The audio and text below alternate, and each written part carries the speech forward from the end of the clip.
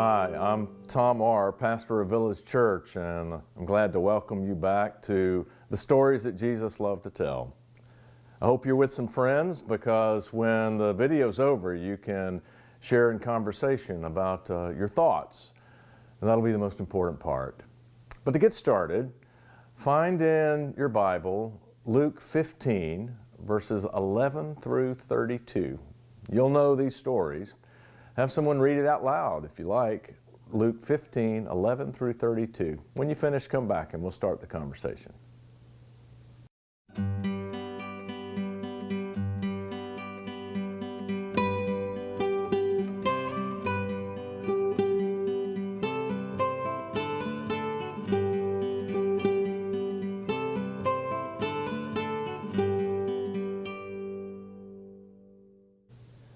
This parable begins, there was a man who had 2 sons.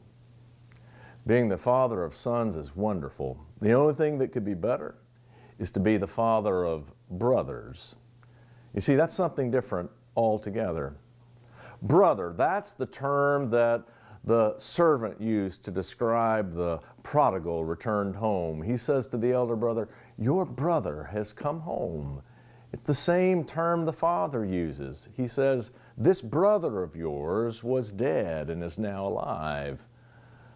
But brother is not the term that the elder can use about his prodigal brother. He says to the father, "This son of yours."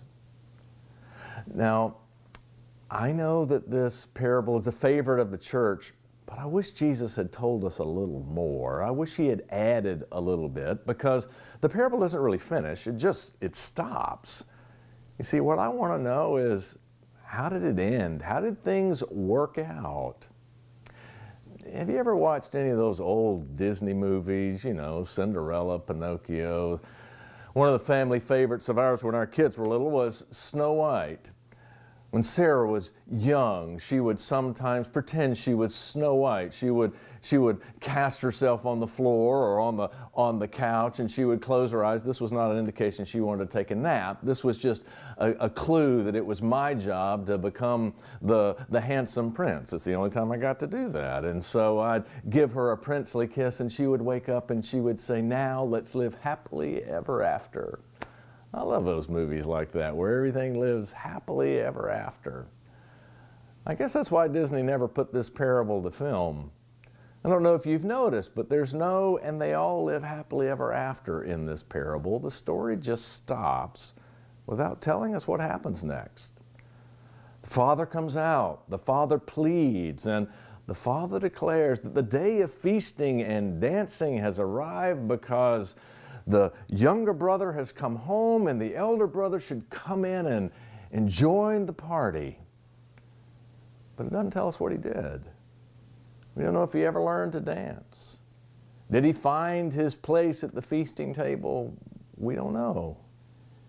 Did he ever learn to say brother? Jesus doesn't tell us. Now, I doubt that Luke was trying to point this out, but it can't be denied about this faith of ours. Sometimes it just doesn't work. Sometimes the father goes out into the field and the son refuses to come home. Sometimes the party is thrown and the house remains empty. If you've ever tried to live your faith, sometimes it just doesn't work out like we hope. We can forgive, and the one who hurt us can still remain an enemy. We can love our children, and they might still become prodigals. We can be faithful and loyal in friendship, and still might be taken for granted. We can pray all through the night and find the burden and brokenness remains in the morning. The truth of it is, the father goes out into the field and pleads with his son, "Come into the party." But we just don't know. We don't know what he did. We don't know if this man who had 2 sons ever became the father of brothers. It makes you wonder sometimes. I don't want to say this too loudly, but it makes you wonder sometimes how faithfulness really matters. How does it work? I was visiting a friend of mine years ago. He's a pastor of a church in another town, and as we walked through his church, I noticed an old historical room in one of the old classrooms. It had chancel furniture in it, a pulpit and a table and a baptismal font. And I said, "George, what is this?" He said, "Oh, that's the chancel furniture from Old Central Church." I said, "What are you doing with that?" He said, "Central Church closed down. They were in ministry in this city for over 100 years, but things changed and they lost their vibrant ministry and things dwindled after a while and it finally closed down. And some of the last brought some of the furniture and a few members to come be with us." It kind of made me sad to think that a church could try to be faithful for over 100 years and then close down. It makes you wonder. Sometimes it's hard to tell if this gospel of ours works. How do things happen? We can forgive, we can be generous, we can do the things of faithfulness. We seek to be makers of peace, but the world is still sold on violence. It's hard to tell how our faithfulness matters sometimes. The father goes out into the field and the parable just stops. But we never learn if this father ever becomes the father to brothers. What the parable does tell us is that the father waits for the prodigal and he welcomes him when he comes home. And the father goes out into the field to plead with the elder brother to come in.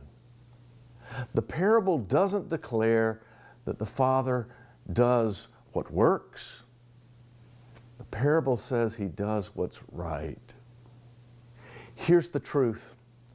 Sometimes we can not control the fruits of our labor. We just control our labor. Sometimes we can't predict the product. We only control the process.